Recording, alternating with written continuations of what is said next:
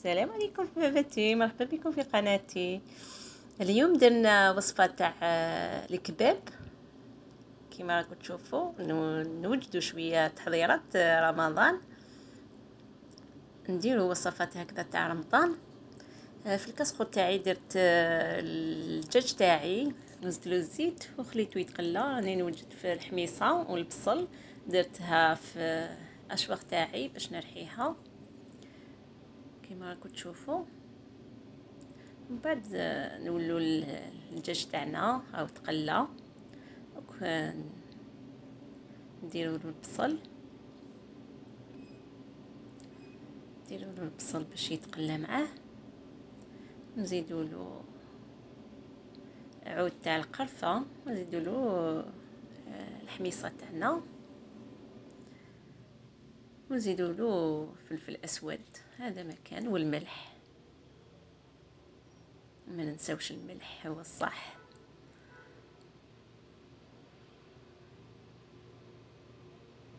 كما راكم تشوفوا نخليوه يتقلى. بدينا شويه تاع وصفات تاع رمضان. الكباب هو يعني طبق جزائري، ديروا له الماء نمرقوه ويجي مرقه بيضاء، ونحضروا البطاطا تاعنا قطعناها وغسلناها ونقلوها. نحو الدجاج ومن بعد نحمروه كما راكم تشوفوا. من بعد نزيدوا عليه على الحميصه البطاطا،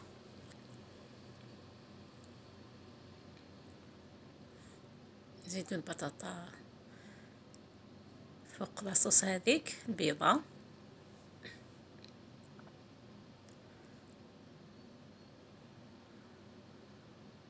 نستفوها بالبطاطا. بعد نوجدوا البيض تاعنا، نزيدوا له شويه معدنوس، نضربوهم ونديروه فوق الكباب تاعنا. هذيك ما نديرولوش بزاف البيض باش ما يخرجلناش اومليت، خيط اومليت، مي بصح نديرو شويه قيس كان يتشرب لنا هذيك لاصوص. ونستفو الدجاج تاعنا من الفوق، وشاهيه طيبه، شهيتكم في الجنه. الطبق تاعنا خرج بزاف بنين، نستفوهم هكذا. حمرنا الدجاج تاعنا كما راكم تشوفوا، ونزيدوا شويه تاع المعدنوس من فوق، وهذا مكان بصحتكم، يعني طبق رمضاني يجي بزاف بنين. ودوك ما عليا الا نقول لكم حبيبات على قلبي، الى اللقاء في فيديو اخر ان شاء الله، تابعوني.